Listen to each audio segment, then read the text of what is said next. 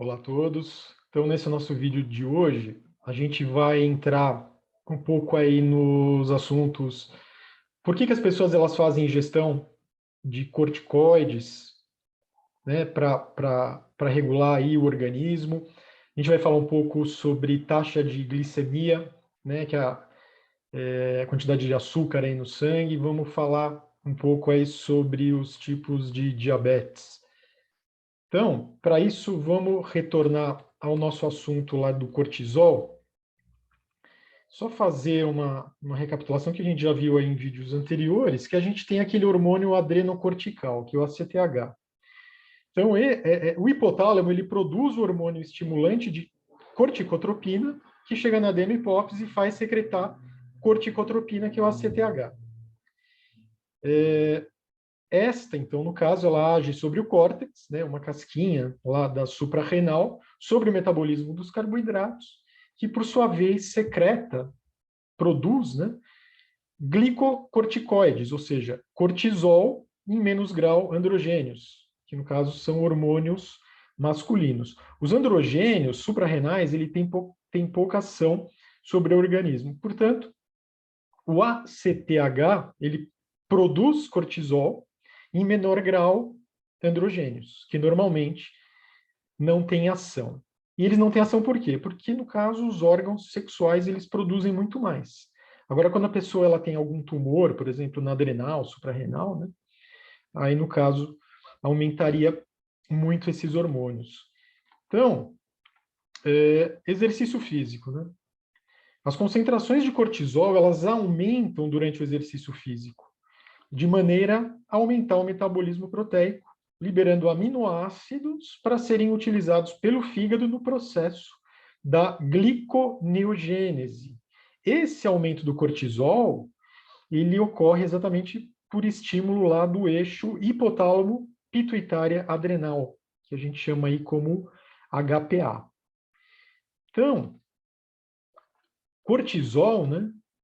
O cortisol ele atua sobre o metabolismo dos carboidratos, dos lipídios, proteínas, sobre o metabolismo dos carboidratos, especificamente, ele ativa a gliconeogênese, que é a formação de glicose a partir de gorduras e proteínas. Então, a diminuição aí de utilização de glicose por essas células, efeitos aí que causam aumento de glicemia e, eventualmente, podem causar diabetes quando em excesso. Então, sobre gorduras e proteínas, aumenta essa quebra, embora possa causar aí obesidade, porque a pessoa ela vai ter um aumento aí de fome, né? Um aumento de apetite no caso. Então, quer dizer, o cortisol, ele quer que essa glicose aí ela seja formada, né? Então, ele tira de qualquer outra substância, ele tira da gordura, tira da proteína, que acaba aí, no caso, no ciclo químico, né, que vira glicose. Então, ele é um hormônio, digamos que ele seja um hormônio hiperglicemiante, né? Ele vai causar aí o aumento da glicemia. O cortisol, ele sempre causa, no caso, aumento da glicemia, né? Então, existe aí o diabetes, né? Diabetes suprarrenal, que é por excesso de cortisol, ao invés de ser aí o diabetes pancreático, que é aquele mais, né, o maiormente conhecido aí, né? Existe o diabético adrenal, no caso por excesso de cortisol, e para conseguir essa hiperglicemia, o que o cortisol ele faz? Ele tem que aumentar a glicose no sangue, então ele age sobre as gorduras e proteínas, aumentando a sua quebra para ter a glicose à disposição no sangue. Agora, se o cortisol ele quebra a gordura, como é que as pessoas, então, que estão estressadas, geralmente elas engordam, né? Exatamente porque essa quantidade de cortisol, ela vai fazer, ela acarreta esse aumento da fome, né? Então, o cortisol por um outro lado, aí lembrando, né, que ele tem também o efeito anti-inflamatório, né, antialérgico. Normalmente, quando a gente tem quadros aí de alergia, às vezes os médicos orientam justamente tomar esse cortisol sintético, né, esses corticoides, que eles têm o efeito aí de diminuir a imunidade. Então, o estresse, ele diminui a imunidade, né? Quando você está estressado, você diminui os seus eosinófilos no sangue, você passa a ter menos resistência, e no caso, a imunidade, ela é comprometida. Mas então, por que essa seria a questão, né? Por que quando a gente está com alergia, por que a gente toma corticoide e quando a gente está com uma inflamação, a gente toma corticoide, né? Ou seja, esse cortisol sintético, a cortisona. No caso, porque ele tem um efeito muito bom, no caso aí, para reduzir a inflamação e reduzir a alergia.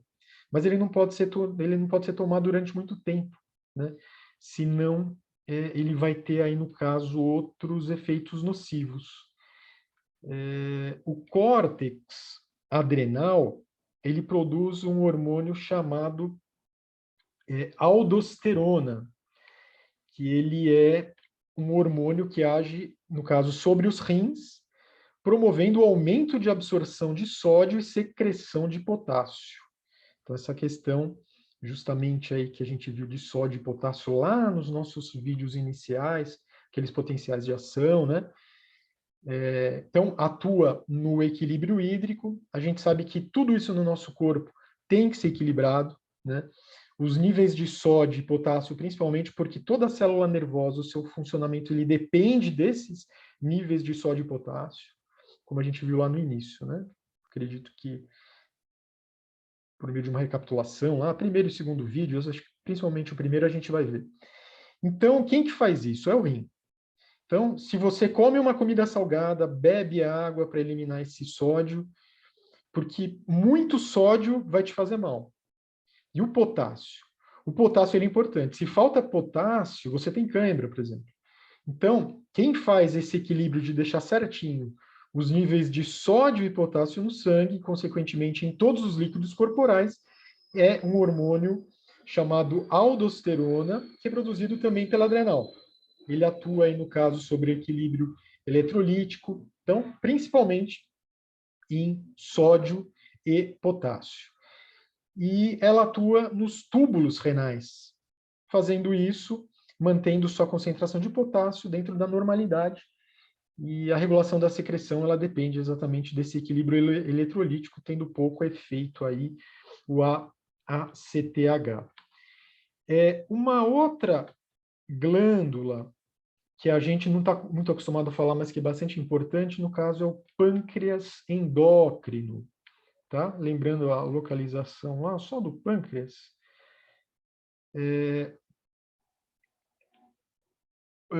O pâncreas, ele tem uma parte relacionada aí à digestão, e que produz, né, os hormônios digestivos. É essa outra parte que a gente chamaria propriamente como pâncreas exócrino, né? E o pâncreas endócrino é a parte que funciona como se fosse uma glândula endócrina. Então, mesmo que se chame aí pâncreas endócrino, ele contém células especializadas para produzir principalmente insulina, né? Que é a mais conhecida também chamada de células beta, mas também de um hormônio chamado amilina e um hormônio chamado glucagon. Esses hormônios eles agem sobretudo aí no metabolismo dos carboidratos, principalmente. Então, por meio desse desenho a gente consegue ter mais ou menos uma ideia. A insulina ela ativa os receptores das células. Então a insulina ela é uma chave que ela vai entrar, tem uma fechadura e praticamente todas as células do nosso organismo têm. Então, todos precisam ter um receptor para a insulina. O que essa insulina ela faz? Ela é só a chave. Ela abre o canal. Ela abre a proteína dessas células, abre a membrana, de modo que a glicose ela possa entrar. Agora, a glicose, sim, a insulina, ela não consegue entrar. Então, ela só consegue entrar se abrirem a porta para ela. E quem abre essa porta para ela? É a insulina. As únicas células que podem aproveitar a glicose, sem a insulina, no caso, são as células cerebrais. Então, o resto, todas precisam da insulina para entrar dentro da célula. Nossa queima maior aí é a glicose. Então, tudo acaba virando glicose para você usar, para suas células usarem aí como fonte de energia e executar suas funções. Então, em determinadas situações, esses receptores dessas células, que estão em todo o nosso organismo, com exceção do cérebro, eles começam a ter uma dificuldade de entrar insulina. É como se a fechadura ela começasse a ficar ruim. A chave ela tá boa, mas a fechadura ela estragou. A célula ela tá velha, digamos, né? Ela não funciona mais. Então a chave ela quer entrar, mas não consegue. Ela é resistente à insulina. Então essa resistência à insulina, quando isso ocorre, é que instala-se aquilo que a gente chama como diabetes tipo 2, né? Que ela é a mais comum acontecer no adulto. Porque no caso, a diabetes tipo 1 é quando há um defeito no pâncreas endócrino e essas células beta, né, elas não conseguem mais. Então, as fechaduras, digamos, elas estão quebradas, isso daí ela pode ser decorrente ao longo da vida, né, do indivíduo por uma grande ingestão de açúcar ou devido a causas genéticas aí no caso. Tá? Então, o que a gente gostaria de falar nesse vídeo propriamente seria isso. A gente vai retomar aqui o nosso assunto no nosso próximo encontro. Eu agradeço muito aí a paciência de todos. Até lá, então. Até breve. Muito obrigado.